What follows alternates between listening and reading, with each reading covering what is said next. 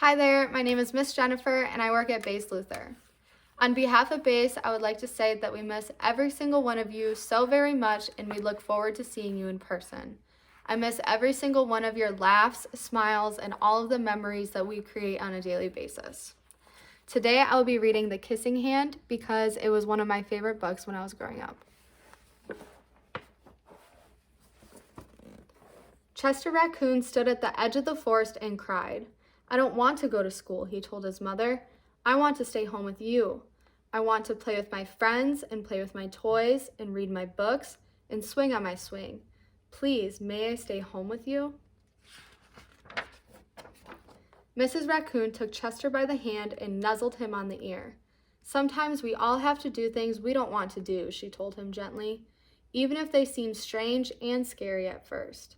But you will love school once you start. You'll make new friends and play with new toys, read new books, and swing on new swings. Besides," she added, "I know a wonderful secret that will make your nights at school seem as warm and cozy as your days at home." Chester wiped away his tears and looked interested. "A secret? What kind of secret?" "A very old secret," said Mrs. Raccoon. "I learned it from my mother, and she learned it from hers. It's called the kissing hand." "The kissing hand?" asked Chester. "What's that?" "I'll show you." Mrs. Raccoon took Chester's left hand and spread open his tiny fingers into a fan. Leaning forward, she kissed Chester right in the middle of his palm. Chester felt his mother's kiss rush from his hand, up his arm, and into his heart. Even his silky black mask tingled with a special warmth. Mrs. Raccoon smiled. "Now," she told Chester, "whenever you feel lonely and need a little loving from home, just press your hand to your cheek and think, 'Mommy loves you, Mommy loves you.'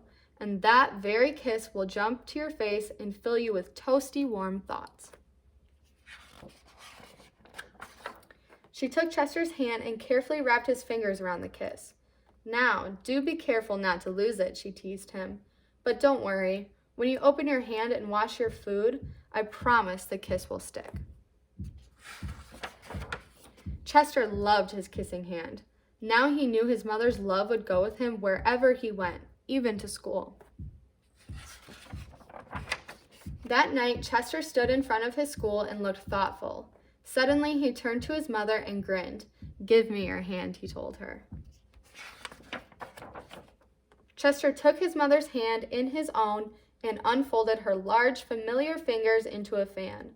Next, he leaned forward and kissed the center of her hand. "Now you have a kissing hand too," he told her, and with a gentle goodbye and "I love you," Chester turned and danced away. Mrs. Raccoon watched Chester scamper across a tree limb and enter school.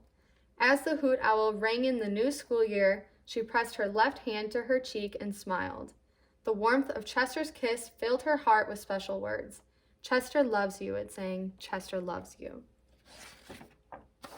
The end. So I thought this book was important because even though we are not together, that does not change the amount of love and care that we have for each one of you. Stay safe and healthy, and we look forward to seeing you soon.